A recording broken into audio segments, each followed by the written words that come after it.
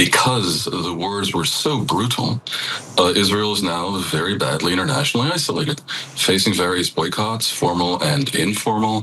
Netanyahu himself is wanted for war crimes at The Hague and can't go to various countries in Europe.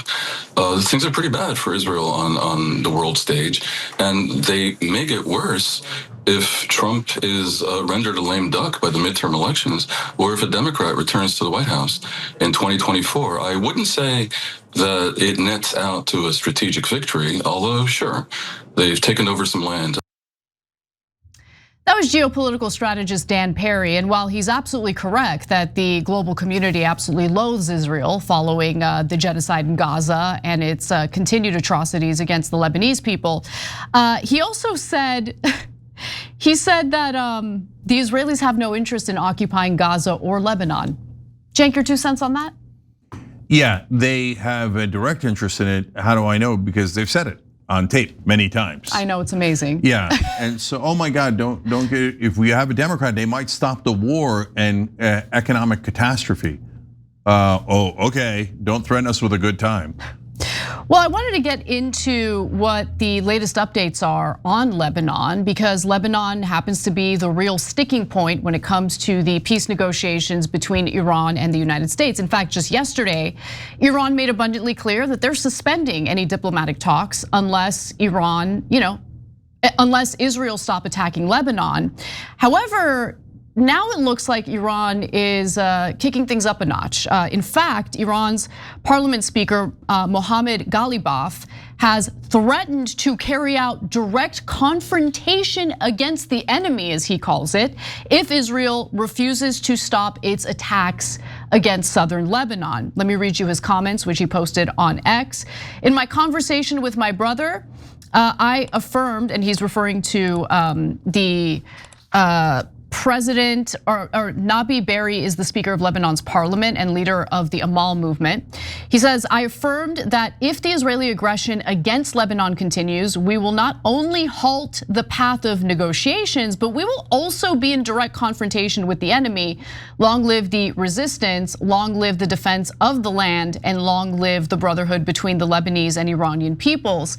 And he's referring to Hezbollah, of course, when he talks about the resistance, which is supported by Iran, but appears to be acting, on their own without Iran giving them orders. So they are defending southern Lebanon against Israeli aggression. The whole reason why Hezbollah even exists is because after Israel invaded southern Lebanon in 1982, Hezbollah was formed as resistance to Israeli aggression and actually succeeded in getting Israel to leave after they had been occupying southern parts of southern Lebanon for about 18 years.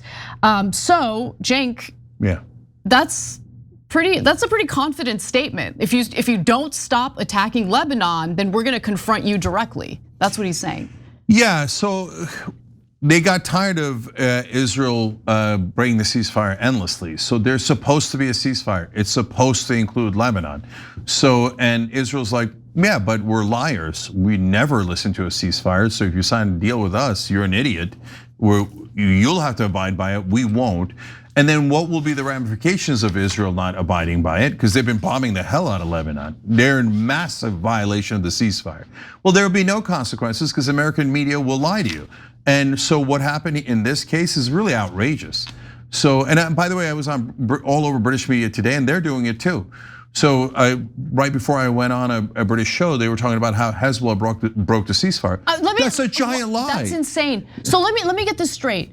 Hezbollah and Israel agreed to a ceasefire. Israel violated the ceasefire literally thousands of times, and Hezbollah didn't respond. And then after the war in Iran started, Hezbollah's like, you know what? You guys keep violating the ceasefire, so now we're gonna engage. And they did, they engaged. So here's exactly, I just want to clarify a couple of things in there because the timeline's so important. In 2024, they reach a ceasefire during the whole Gaza situation. Hezbollah and Israel does, right? And this was after the Patriot attack. So that's the one where Israel violated that ceasefire over 1,000 times. Hezbollah never once violated it. Now, we know that because we're tracking the news from all over the world, and we show you tapes. Oh, here's Israel bombing Lebanon, so there's no dispute. And Hezbollah didn't violate it once, even though they had every right to violate it. Now, did you see that anywhere in Western media? They never covered that on cable news. And to be fair, I saw it in some form of Western media, usually buried in an article somewhere in mainstream media, the 17th or 27th paragraph, they admit, right, Israel did bomb Lebanon 1,000 times and Hezbollah never attacked them. But then back at the headlines, whenever Hezbollah finally does counter-attack, they go, Hezbollah breaks ceasefire. Well, that's a lie. You're lying to us. That's not, hey, I framed it in a different way. No, that's a flat out lie. Yeah, it is. Okay, so now you fast forward to the Iran war. Israel attacks Iran along with America attacking Iran. And Hezbollah and Iran are allies. So Hezbollah says, okay, this is a war on us. So we're counterattacking. Now, this is after 1,000 times that Israel violated the ceasefire. And the minute they do that, again, American media and Western media says Hezbollah broke the ceasefire. Well, now again, that is just blatantly untrue. And so now every single report is like, oh, Hezbollah's attacking Israel. Hezbollah's no. Wait.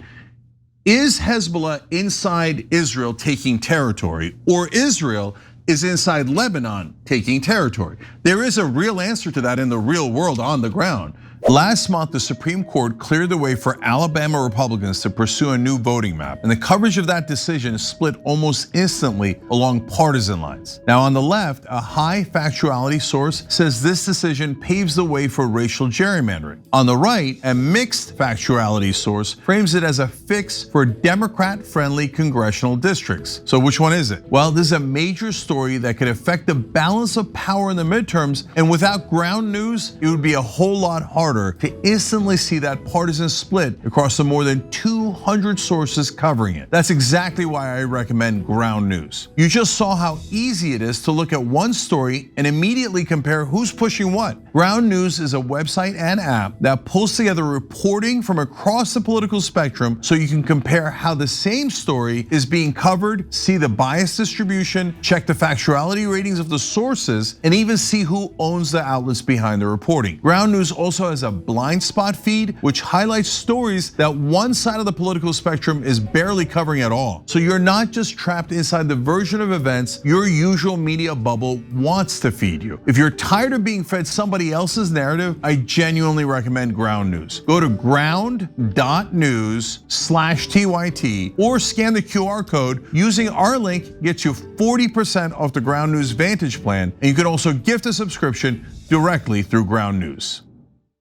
And the answer is Israel has attacked Lebanon and is in southern Lebanon as we speak, trying to take territory, and have said that they are trying to take all of southern Lebanon for Israel, all the way up to the Litani River. And American media, under penalty of law, will not report it, no, even though they're on tape saying it. And if they do report it, they report it as a buffer zone for security purposes. And Lebensraum, they needed a little breathing space, and then they're gonna need a little bit more breathing space in Poland. I mean Syria, right? And on it goes. And every time Israel attacks and takes land, so it's indisputable, our media says, it's the dirty Muslims. You should hate them, they're savages, they're terrorists, right? And then you go, but wait a minute, Israel has a worse civilian kill ratio and they've killed 100 times more civilians. And they go, doesn't count, anti-Semite. So now look, you gotta turn to independent media. I'm not just talking about us, because you're literally getting lied to if you watch television. So you've gotta actually find legacy media. They all do the same thing, okay? They're all owned by people who are, like they just support Israel. It's that simple. So the reporting is biased for that reason. So if you're gonna leave out the fact that Israel violated the ceasefire over 1,000 times, then you're just misleading your readers or your audience. Okay, so sorry, one last thing about this, Anna. No, in regards to today. So Iran is saying, we think we're strong enough to re-engage here. We let you violate this because right now we have a ceasefire with Iran. And guess who's violating it? Israel, right? They've bombed Lebanon over and over again. They're doing it again. So Iran is saying, no, we're not pushovers and we're not CNN or New York Times. you're attacking my ally. Do it again, and I'm going to attack you. Okay, so that is a show of strength, and that is a show of principle. Right. So that's just the reality of what's happening here. So let's talk about what has happened since Trump allegedly had a very stern phone call with Prime Minister Benjamin Netanyahu yesterday, where he called him effing crazy, allegedly. I just personally don't buy any of that reporting. That's just me. You do with that what you will. However, in response to that call, Netanyahu had put out a statement making abundantly clear that he intended to continue the war against southern Lebanon, saying, quote, "I spoke with President Trump and told him that if Hezbollah does not cease attacking our cities and citizens, obviously framing it in a misleading way, Israel will attack terror targets in Beirut. This stance of ours remains unchanged. In parallel, the IDF will continue to operate as planned in southern Lebanon." So that was Netanyahu's way of giving Trump the middle finger publicly, because Trump specifically said, you need to calm down. I don't want you attacking Beirut. To be fair, the bombardments of southern Beirut or the suburbs of Beirut hasn't happened yet. I wouldn't put it past the Israelis to start bombing anyway at some point soon, but they haven't done that yet. So the media right now is reporting it as, oh, look at the Israelis, they pulled back. But have they pulled back? Maybe they're not bombing Beirut at the moment, but they did intensify their bombardments of southern Lebanon. So I want to talk about that. So in Axios, again, they reported that Trump had lashed out at Netanyahu during the call. But according to Israeli media reports, the US and Israel have previously put out leaks about the two leaders being at odds to keep Iran off guard. An Israeli official told Ynet, an Israeli paper, early on Monday that Israel had coordinated with the US on the threat to attack Beirut. I believe that reporting, to be honest with you. Now, either way, the mere appearance of Netanyahu capitulating to Trump's demands has led to backlash toward the prime minister. Take a look at this. Prime Minister Benjamin Netanyahu is facing widespread criticism in Israel for holding off on striking Beirut's southern suburbs from both within his cabinet and his opponents. On social media, opposition leader Naftali Bennett said the government had lost control over Israeli sovereignty and that there is chaos in every corner. Far-right National Security Minister Itamar Ben-Gvir has posted saying, "This is the time to tell our friend President Trump no." He also said now is the time to do what's required and necessary to strike Hezbollah, to unleash the hands of our fighters, and to restore security to the north. Israel needs to change its strategy. For every rocket Hezbollah fires at Kiryat Shimona, Tehran should get hit. Soldiers are falling, wounded and killed, and Israel's prime minister is sitting around waiting for Trump's green light to strike the southern suburbs. Israel is not a banana republic. Flatten Dahir to the ground right now, and don't stop until the last building there is rubble. Naftali Bennett arguing that Israel's sovereignty is at jeopardy because Donald Trump allegedly told Netanyahu to back off Lebanon, or Beirut specifically, is hilarious to me. Are you kidding me right now? Okay, first of all, you guys wanna fight your war however you wanna fight your war, that's fine. I mean, you are a sovereign country. How about you stop taking American money? Because here's the thing that's happening right now, Cenk. They demand our money, they demand our bombs, they demand the United States go into additional debt on their behalf.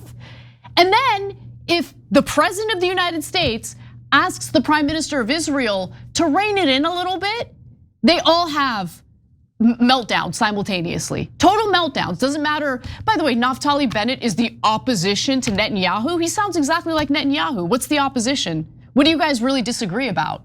Yeah, 100%. So look, I can't let go of the media angle because I'm just stunned by the alternate reality that they're presenting for you guys. So now Axios is an interesting one. I think that one's a little bit complicated. And Anna, the reason why you're super skeptical. Are you high? No, I had this conversation with Dave Smith earlier today on his show. Okay. Why is it complicated? So here's why. So he's more in your camp, like and for understandable reasons, and we talked about it. So Axios has put out dozens of articles, both under Biden and Trump, saying, "Oh my God, Biden wagged his finger at him. Trump yelled at him. More strongly worded letters and phone calls," and they've all been fake. And the Israelis have gotten 100% of what they wanted. This one, though, Mark Levin is upset at Axios and saying, and then not just Mark Levin, but all of Israel First. They're like, "How dare Axios report this? They should know that it's an op." Yeah. So, it's anyways. A psyop. I don't buy it. If Israel First is upset about it, there's like at least a little bit more chance of reality. But that's just so you guys have context on what might or might not be happening behind the scenes. Okay, now what's more important is what's happening in front of the scenes. Because no matter what people say, and Axios can leak real or fake things 100 times over, at the end of the day, are we going to re-engage the war or are we not? That is the only question. Everything else is totally academic. If we don't, by the way, Israel doesn't realize this because they're just out of control, and they're in a cult, and the cult wants more war and more blood, and you just saw it with your own eyes. So, but if they realize it, they'd actually get us out of the war, pull out of the war, and they'd be able to begin to stop the bleeding, political bleeding over here for Israel, and be like, "Oh no, we did 2 wars together, we're best allies, and don't worry about it, keep sending me hundreds of billions of dollars, and we're gonna integrate into your military as we discussed yesterday," etc. But they can't help themselves. So they're trying to drive more into the war. Now that is totally set. If you remember, for a couple of weeks, I was unsure if Israel wanted to continue because they were getting hit so much before the ceasefire, and they were running so low on defensive missiles, and I was like, if they're rational actors, they should want to stop now because this could get bad for them, right? But now that jury's coming in, guys, this is super important. Israel is definitely wants more war. You saw it right there, but we have overwhelming evidence we've shared with you on other shows. Can I give you just one more piece of evidence? Yeah. Because while Netanyahu is facing backlash from his supporters and opponents in Israel, because he, in their mind, has held back. Here in the United States, Donald Trump and those who want Israel to rein in their atrocities are carrying out their backlash against Donald Trump. So let me give you one example. Here's Randy Fine, who's happy to see the slaughter in Lebanon. He says Muslim terrorists shot 32 rockets into Israel yesterday. Every single one aimed at civilians. The idea that there is a ceasefire is fiction. I support Israel doing whatever necessary to eradicate these demons. In reality, though, let's take a look at this. Every single day for the past 3 months, beginning on March 2nd, an average of 38 Lebanese have been murdered and 150 wounded by the Israeli occupation forces. Unending slaughter of natives butchered by foreign usurpers, fully backed by the West. And by the way, 35 people in Lebanon were killed and 182 wounded in Israeli attacks across Lebanon on Monday alone. So you have Randy Fine crying about rockets. I mean, you look at the- that have hit no one. That have hit no one, okay? That's Hezbollah's way of responding to the Israeli offensive against southern Lebanon. What about all the innocent people that are getting killed in Lebanon? What about all of the paramedics who have been killed in double strikes? What about the fact that millions of people in Lebanon have now been displaced? Now entire neighborhoods in southern Lebanon, villages have been leveled, much like the entirety of the Gaza Strip has been leveled. It's amazing to me. Oh my God, they shot rockets at Israel in response to Israel's aggression. We are such victims. How about you stop the aggression? How about that? How about you actually abide by a ceasefire once in your lives? Yeah, so look, Randy Fine might think, yeah, we murder 38 people a day and they kill 0 people a day. But in his mind, his diseased genocidal mind, he doesn't think that Lebanese are humans. Look, there have been some IDF soldiers who have been killed. They're IDF soldiers. In Lebanon? In Lebanon, yes. Oh, some of the invading army has been killed. That's what happens. And they still call them, by the way, they still call Hezbollah terrorists, even though they're attacking an invading army. If you can't defend against an invading army on your land, and you still get called a terrorist, okay, then the word terrorist doesn't mean anything. That's just American propaganda on behalf of Israel to smear all Muslims. And the demon called Randy Fine doesn't even hide it because he says Yeah, these are, he says, needlessly, Muslim terrorists, right? Wait, you're a terrorist if you defend your land against this fascist government of Israel? So, okay, guys, now we get to the most important part. The Naftali Bennett statement, it basically locks everything in except Trump's decision, okay? Because once Naftali Bennett puts pressure on Netanyahu to go further instead of pulling back in a campaign, which is they're in the middle of a heated election campaign right now, Netanyahu is going to have pressure to go further into Lebanon and bomb Lebanon more and go further into this war. So he's got Ben Gvir and Smotrich pressuring him from the inside. Back then, they had the most power because if they pulled out of the government would collapse and Netanyahu would lose power, and back then would have definitely lost the elections. Now Ben Gvir and Smotrich have less power because we're almost at election time, so pulling out of the government now wouldn't really do anything. So, but they are still pressuring him from the inside. And then from the outside, Naftali Bennett is saying, you better kill more Lebanese, you better kill more Persians, you better kill more Palestinians. So meanwhile, American media is framing Naftali Bennett as this lovely alternative, and soon Netanyahu might lose. And Netanyahu was a real problem. So no.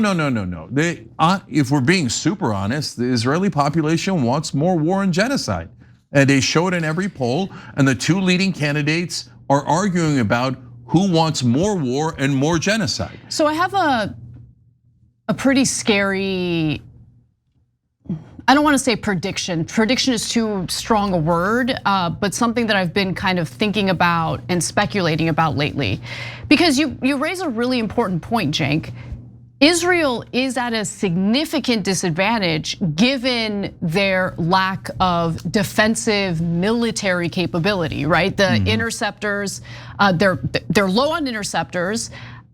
Toward the end of the kinetic action between Israel and Iran was able to get several of their missiles through. And so why would Netanyahu, why would the Israelis want to continue the war? I don't get it. Could it be that if Iran does enough damage to Israel, Netanyahu or the Knesset could make the argument that, I mean, we're backed into a corner, too many innocent people are dying, and that might, in their minds, justify the use of nuclear weapons? No, I'm super worried about it. I don't think that, I don't have no idea. I don't think they're planning on it. Why do I say I don't think so? Because that would involve a lot of, I was gonna say Israeli citizens dying. On the other hand, Israeli soldiers told us there was a stand-down order on October 7th, so they might not mind a lot of Israeli civilians dying. So, I mean, these are the really sick, disgusting fascist leaders of that government, exactly, right? Yeah. So they've sacrificed so many civilians, and we assume that they don't mind killing Muslims and Christians, and that they would mind killing Israelis. On the other hand, October 7th happened, and the idea of this amazing military with the best intelligence in the world couldn't get there for 6-7 hours in a country you could travel in 45 minutes. And are we really gonna pretend like the IDF isn't ordered to kill their own with the Hannibal directive? So, okay, look, right? put that aside, I hear you. I hope it doesn't go to that. I'm a little worried about it. But mainly, I think what's happening, Anna, my theory on it is, look, they're thinking if we stop now, this turned into an epic disaster, right? Because now Iran controls the Strait of Hormuz, and whether it's a toll or a fee or whatever it is, oh no, they just got stronger. And in order to get the war to stop, we're gonna have to relieve sanctions, and we're gonna have to give them their frozen assets back. And those are tens of billions of dollars, not our money, their money that we stole, okay? Yep. So, but then Israel's thinking, okay, now we couldn't end the regime. They just won a glorious war. They're gonna get their money back, and they might have more money and power in the future because of the Strait of Hormuz leverage that the war accidentally created. So for Israel, they think that's just existential risk for us. If any other country in our region has power, that means that we're not the only regional superpower, and they cannot stand that. It's not just that, Cenk. I mean, look, I don't trust members of Israel's government at all. I think they say things that are just complete lies. But that doesn't mean that the population of Israel hasn't bought those lies, right? So I do believe that Israeli citizens were under the impression that Iran posed a real threat to their existence and their ability to survive. However, if they thought that with the prior Ayatollah, who had a fatwa against building nuclear weapons. Well, we don't know if Moshtaba, the son, is going to be as gentle when it comes to nuclear weapons. Yeah, so right? Look, they can't have it. For them, the idea that anyone else would have anything near them, they view, whether you believe the leaders actually believe this or not, but certainly the citizens do, as an existential risk. Right. Like if anyone, because they've all been brainwashed into thinking everyone hates Jews. They're all gonna, if the minute they have a chance, and they say this all the time in social media, nonstop. If the Muslims had 1 second chance, they would murder every Jew on the planet. So that is a deeply sick and psychotic thing to teach your children. It's not remotely true, but they're in a cult.